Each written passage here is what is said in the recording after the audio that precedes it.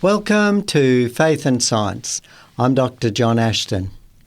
Just recently I heard of about church having some meetings with regard to formulating their policy with regard to possibly employees working in different church institutions and this sort of thing with regard to vaccination.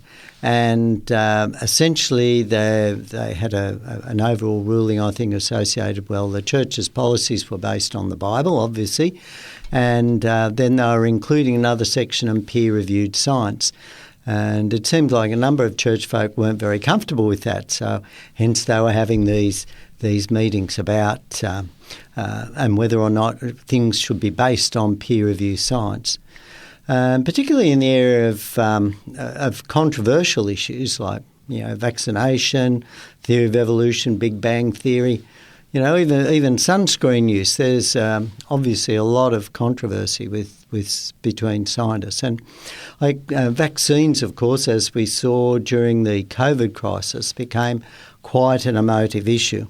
And one particular reason for this, of course, was that the vaccines were in some cases mandated for employment, and this caused quite a bit of concern. And it was interesting seeing the science at the time because this was really problematic.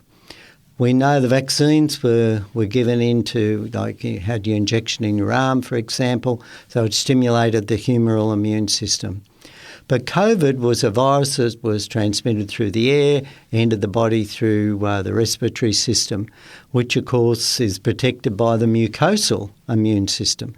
And so in actual fact, of course, a humoral vaccination wouldn't stimulate the mucosal immune system. So in actual fact, while the vaccines would help in many individuals increase their body's resistance to the virus and help them recover more quickly from it, it wouldn't really play a significant role in preventing the spread of the virus because as the people picked up the virus early on, even if they were immunised, they would still be spreading it because the mucosal immune system wouldn't have been stimulated.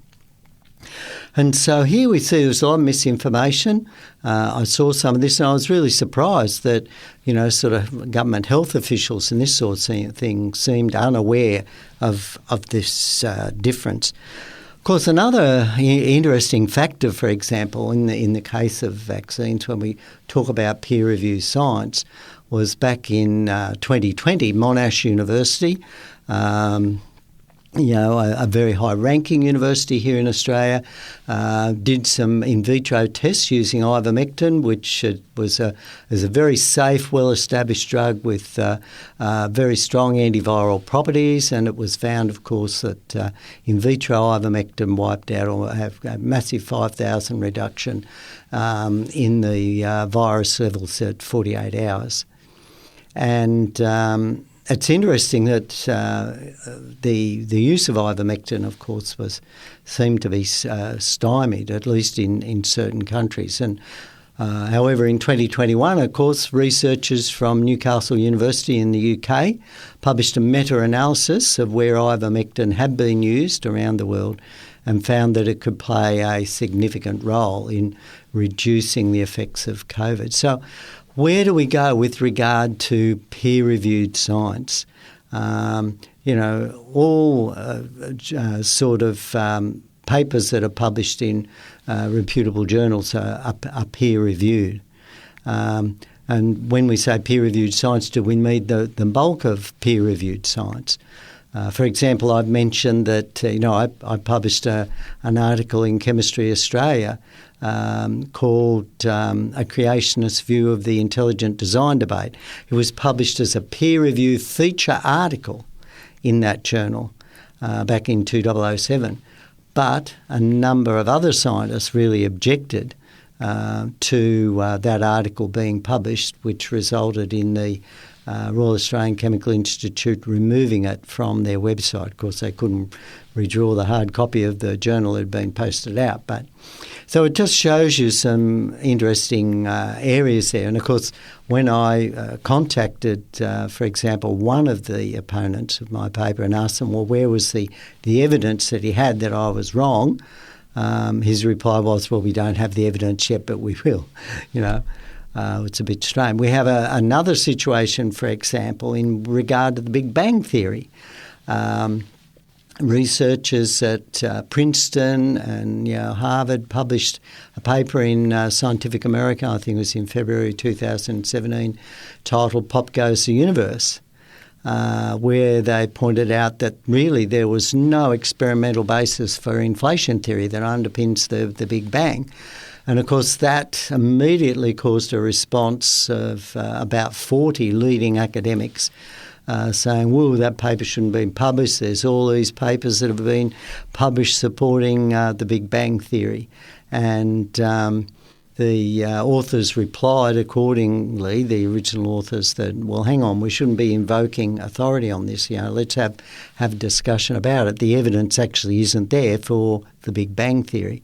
So when we come to, claiming peer-reviewed science, we can be on very shaky ground, and we don't arrive at truth by counting numbers. And there are many cases of this. Opposition to the Big Bang Theory, for example, a number of leading astronomers wrote to New Scientist back, I think it was 2003. You had astronomers like Hilton Hart, Herman Bondi, Thomas Gold. These are the top astronomers in the world pointing out that, hang on, there isn't any evidence for the Big Bang Theory. And yet if we wanted to go to peer-reviewed science, we'd say, oh, well, there's all these peer-reviewed papers for the Big Bang Theory. Similarly, of course, for the theory of evolution. We know that we have evidence now that the theory of evolution is absolutely impossible in terms of generating new body parts and new types of creatures, right? Sure, things can happen, can generate small mutations can generate changes, but we can't produce new body parts.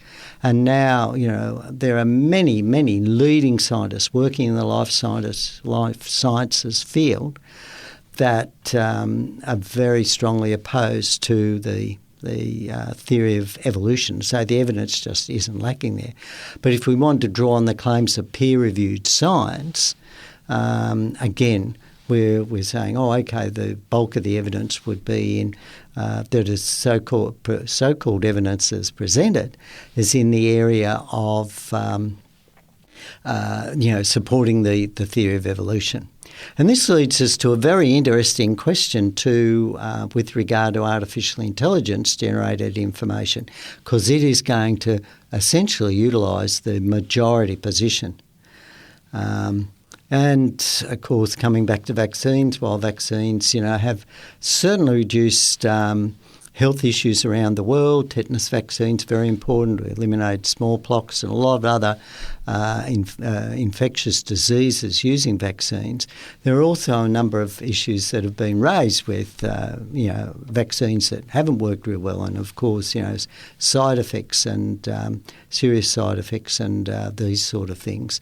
And there are a number of scientists, for example, that claim the multiple use of vaccines within very young children is linked to the increased rise in autism. So a lot of these things, when we come to peer review science, are debatable. And so I think if we resort to these areas, we're on pretty shaky ground. We have to evaluate the cases on their merit and really evaluate the evidence. And often this takes a very broad view of the knowledge. I remember published a paper in Cancer Causes and Control many years ago looking at melanoma, for example, and the link with sun exposure. Again, my findings were that it wasn't necessarily linked to sun exposure. Matter of fact, sun exposure seemed to protect against melanoma because melanoma seemed to arise in areas least exposed to the sun and this sort of thing. So there are a lot of again, controversy about this. And I recently read of another report that was given at a conference where a researcher stood up and said, look, for every case of a death due to sun exposure, healthy sun exposure has probably saved 50 other deaths, because regular sun exposure helps protect against heart disease, helps lower blood pressure, helps lower blood sugar, helps lower cholesterol, helps strengthen bones. And so, weakened bones, of course, can lead to fractures and fractures from falls and ultimate resulting serious injuries. And so we can see that a lot of these things are a lot more complicated. So when we come to describing policy in peer-reviewed literature and what even constitutes peer-reviewed literature, we're on pretty shaky ground. And again, remembering that we don't arrive at truth by counting noses. We arrive at truth by actually finding out truth, what is true, what is correct. And the beauty is that as Christians, even though the Bible doesn't talk about issues like vaccination, sunscreen exposure, these sort of things, it certainly does tell us about our origins and how we came to be here. And we also have overwhelming evidence that the Bible can be trusted. We have the evidence of fulfilled prophecy. We have the evidence of the testimony of changed human lives as people have accepted Jesus as their Saviour. And remember, as Jesus taught that, we need to take him into our lives, just like we take bread into our lives and it becomes part of us, really. Those molecules that constitute the components in bread, yes, become the parts of the molecules that build us and make us to take on board Jesus and his teachings, because he, again, described himself as the way, the truth and the life. Because the promise is that when we take Jesus on board, the opportunity then is to inherit eternal life, which is far better than any of these other issues that we deal with. I guess because the reason we can trust the Bible is that it has been inspired by these authors over the centuries, and they all fit together this coherent picture of a creator God who loves us, who desired a relationship with us. But early on, man stuffed up by disobeying God, by breaking the basic 10 commandments that God had set out there. But God offers us a choice. Obviously, God needed to eliminate evil from the system, and that results in death. Death is the elimination. But God offered us an alternative. He came as Jesus and died in our place, so that if we choose that, because God has died in our place, we will be entitled then to live with him forever. And so it's choosing to make that choice that whether or not I want to live in God's kingdom, I want to live in a kingdom as God originally designed. I want to have that relationship and know this amazing being that created everything that we have and know. And this is the beautiful story that the Bible has. And the fascinating thing is that as we look into it, more and more science supports the biblical account from so many aspects, whether it be the science of evolution, whether it be the science of cosmology, which really isn't a science, I suppose. But when we look at archaeology, when we look at sociology, when we look at psychology, we can see overwhelming evidence that the Bible account is true, as well, of course, as the prophecies and the public miracles that Jesus performed that demonstrated clearly that he truly was God. You've been listening to Faith and Science, and remember, if you want to re-listen to these episodes, just Google or 3abnaustralia.org.au and click on the radio button and you'll see the programs there. And there are many, many programs covering a range of topics that provide the overwhelming evidence that we can believe the Bible and the Bible's account of our loving Creator. And remember, to share these links, things that you found that are really interesting and inspiring with your friends on social media too. I'm Dr. John Ashton. Have a great day.